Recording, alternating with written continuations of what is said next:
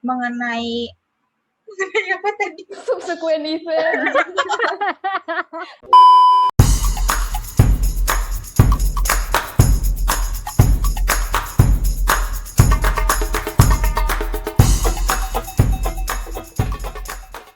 Hai guys, salam sejahtera untuk kita semua. Perkenalkan, nama saya Cindy Rahelita. Di sini ada rekan saya bernama Kamelia Rahma. Hai. Dan juga ada rekan saya yang lain, namanya Putri Halimah. Kami merupakan salah satu dari mahasiswi Universitas Pamulang dari program studi akuntansi S1. Dan malam hari ini kita mau bawain topik yang cukup menarik tentang auditing, tentang subsequent event. Jadi, apa sih sebenarnya subsequent event sendiri? Di sini kita ada slide-nya. Oke. Subsequent event. Ada beberapa pengertian tentang topik ini. Yang pertama, menurut salah satu ahli, dengan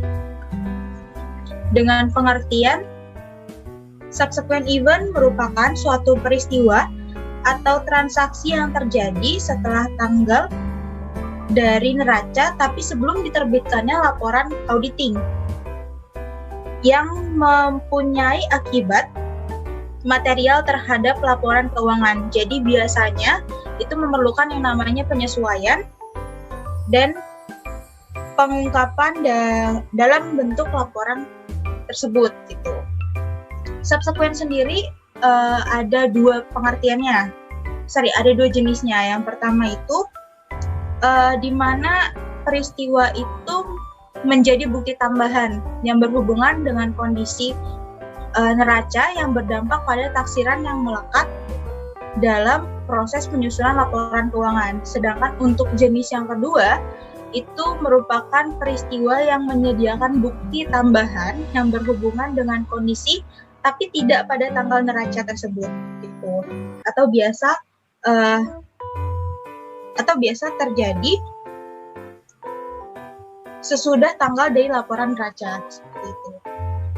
Kemudian subsequent event kedua itu ada menurut pengertian dari Standar Akuntansi Keuangan atau SAK, di mana pengertiannya hampir sama, merupakan peristiwa setelah akhir periode pelaporan.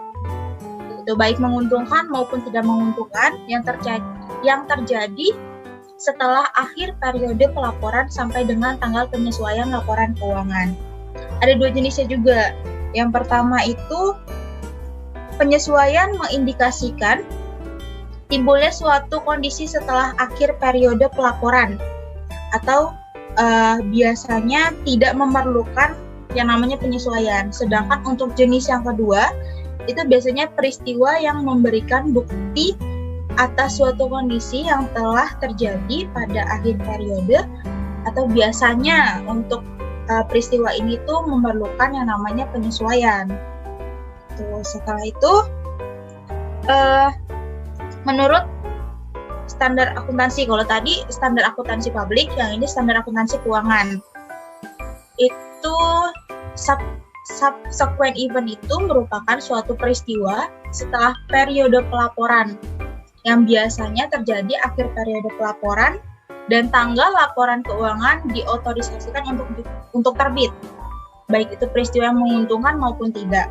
Jadi secara umum subsequent event itu memiliki masing-masing dua jenis gitu.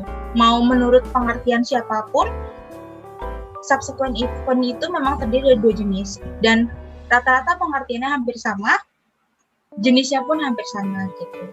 Untuk yang standar akuntansi keuangan ini, subsequent event itu ada dua peristiwa. Yang pertama, peristiwa yang memberikan bukti atas adanya kondisi pada akhir periode pelaporan yang sama setelah penyesuaian pelaporan. Setelah itu ada peristiwa yang indikasikan timbulnya kondisi setelah periode pelaporan atau peristiwa tersebut non penyesuaian setelah periode pelaporan. Selanjutnya menurut Sukrisno Agus, subsequent event itu harus diaudit oleh akuntan publik.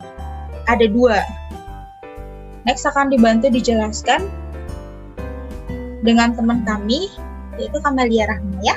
Oke, materi selanjutnya akan dijelaskan oleh saya. Jadi, ini pendapat berikutnya menurut Sukrisno Agus, subsequent event yang harus diaudit oleh akuntan publik adalah sebagai berikut. Ada 2 jenis subsequent event. Yang satu, subsequent event collection, yaitu penagihan sesudah tanggal laporan posisi keuangan atau neraca sampai mendekati tanggal selesainya pekerjaan lapangan atau audit field work yang harus dilaksanakan dalam pemeriksaan piutang dan barang dalam perjalanan. Jadi ini dilakukan sesudah tanggal laporan dari posisi keuangannya itu. Yang kedua itu ada subsequent payment. Jadi pembayaran sesudah tanggal laporan posisi keuangan atau neraca sampai mendekati tanggal selesainya audit field work yang harus dilaksanakan dalam pemeriksaan liabilitas dan biaya yang masih harus dibayar. Jadi untuk yang nomor 1 itu untuk menjelaskan subsequent event collection itu untuk penagihannya, dan kalau untuk subsequent payment itu untuk pembayarannya, jadi yang diperiksa setelah tanggal laporan posisi keuangan. Selanjutnya, tujuan dari pemeriksaan laporan keuangan audit subsequent event menurut Agus. Yang pertama, untuk menentukan keberadaan kejadian penting sesudah tanggal laporan posisi keuangan atau neraca yang membutuhkan penyesuaian terhadap laporan keuangan atau memerlukan pengungkapan dalam catatan atas laporan keuangan agar tidak menyesatkan pengguna laporan keuangan. Lalu yang kedua, ada untuk memastikan kewajiban dan beban yang masih harus dibayar yang tercantum di laporan posisi keuangan atau neraca. Pertanggal laporan posisi keuangan neraca merupakan liabilitas perusahaan yang akan dilunasi pada saat jatuh temponya, dengan kata lain sesudah tanggal laporan posisi keuangan. Jadi ini untuk memeriksa kewajiban dan bebannya setelah laporan posisi keuangan itu. Yang ketiga ada untuk memastikan bahwa barang dalam perjalanan yang tercantum di laporan posisi keuangan atau neraca pertanggal laporan posisi keuangan atau neraca masih di perjalanan. Tujuan berikutnya yaitu untuk memastikan bahwa tidak ada liabilitas perusahaan yang belum dicatat pertanggal laporan posisi keuangan. Tujuan selanjutnya yaitu untuk menentukan kemungkinan tertagihnya piutang. Lalu materi berikutnya adalah untuk prosedur pemeriksaan subsequent event auditor. Ini untuk menurut Agus, berikut beberapa prosedurnya yaitu 1. Periksa pengeluaran kas sesudah tanggal laporan posisi keuangan atau neraca sampai mendekati tanggal selesainya audit field work. Yang kedua, periksa penerimaan kas sesudah tanggal laporan posisi keuangan sampai mendekati tanggal selesainya audit field work. Yang ketiga, periksa bukti penerimaan barang sesudah tanggal laporan posisi keuangan sampai mendekati tanggal selesainya audit field work. Yang keempat, periksa bukti pengeluaran barang sesuai tanggal laporan posisi keuangan sampai mendekati tanggal selesainya field work. Yang kelima, periksa cut-off pembelian dan cut-off penjualan. Yang keenam, review laporan keuangan intern untuk periode sesudah tanggal laporan posisi keuangan. Dan yang ketujuh, minta salinan atau kopi notulen rapat direksi. Dewan Komisaris, pemegang saham, periksa apakah ada komitmen dari perusahaan yang baru dipenuhi pada periode sesudah tanggal laporan posisi keuangan. Prosedur berikutnya, yang ke-8, lakukan tanya jawab dengan pejabat perusahaan yang berwenang untuk mengetahui A. Apakah ada kontigen liabilities? B. Apakah ada perubahan yang cukup signifikan dalam modal saham, liabilitas jangka panjang atau kredit kerja dalam periode setelah tanggal laporan posisi keuangan atau neraca? Yang C. Apakah ada kejadian-kejadian yang penting sesudah tanggal laporan posisi keuangan atau neraca yang memerlukan penyesuaian terhadap laporan keuangan atau memerlukan penjelasan dalam catatan atau laporan keuangan? Yang ke-9, kirim konfirmasi ke penasihat hukum perusahaan untuk mengetahui apakah mempunyai masalah hukum di pengadilan, misalnya karena ada tuntutan dari pihak ketiga, dan bagaimana pendapat penasihat hukum mengenai status perkara di pengadilan tersebut. Yang ke-10 maksud saya, analisa perkiraan professional fees untuk mengetahui apakah ada pembebanan fee dari penasihat hukum perusahaan yang menyangkut perkara di pengadilan. Dan yang terakhir adalah dapatkan surat pernyataan langganan atau client representation letter. Lalu materi berikutnya akan dijelaskan oleh teman saya Putri. Silahkan Putri. Lanjut ke contoh kasus subsequent event. Jadi ini ada auditor yang melakukan audit terhadap laporan keuangan PT CKP tertanggal 31 Desember 2009.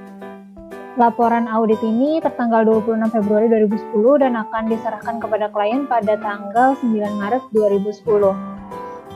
Lalu hal-hal yang auditor temui pada hari-hari pemeriksaan maupun sesudahnya, yaitu contohnya di sini ada seorang konsumen T dengan saldo piutang kepadanya sebesar 500 juta telah bangkrut karena kerugian yang menumpuk.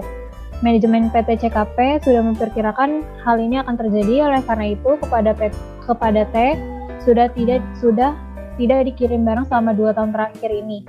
Nilai CKP di neraca adalah 750 juta. Karena jumlah piutang di dalam neraca itu harus disajikan dalam jumlah yang bersih dan sudah diperkirakan yang tidak dapat tertagih, maka dalam hal ini perusahaan harus melakukan penyesuaian terhadap laporan keuangannya. Penyesuaian yang dibutuhkan itu dengan jurnal kerugian piutang 500 juta pada cadangan kerugian piutang 500 juta. Lanjut. Yang kedua, ada sebuah penuntutan hukum telah dilakukan kepada perusahaan atas kecelakaan yang terjadi pada tanggal 10 Oktober lalu. Perusahaan telah memperkirakan kewajiban yang harus dibayar karena kejadian ini sebesar 10 juta. Vonis pengadilan pada hari ini telah memutuskan bahwa perusahaan harus mengganti rugi sebesar 30 juta. Dalam peristiwa ini, subsequent event karena peristiwa terjadi sesudah tanggal neraca dan berdampak pada laporan keuangan yang bersifat material sehingga perlu adanya penyesuaian. Jurnal penyesuaian yang dibutuhkan yaitu denda pengadilan 20 juta pada kas 20 juta. Dalam peristiwa ini nominal uang sejumlah 10 juta bukan merupakan subsequent event karena telah diperkirakan jumlahnya, tapi denda sejumlah 20 juta sisanya adalah subsequent event karena tidak diperkirakan.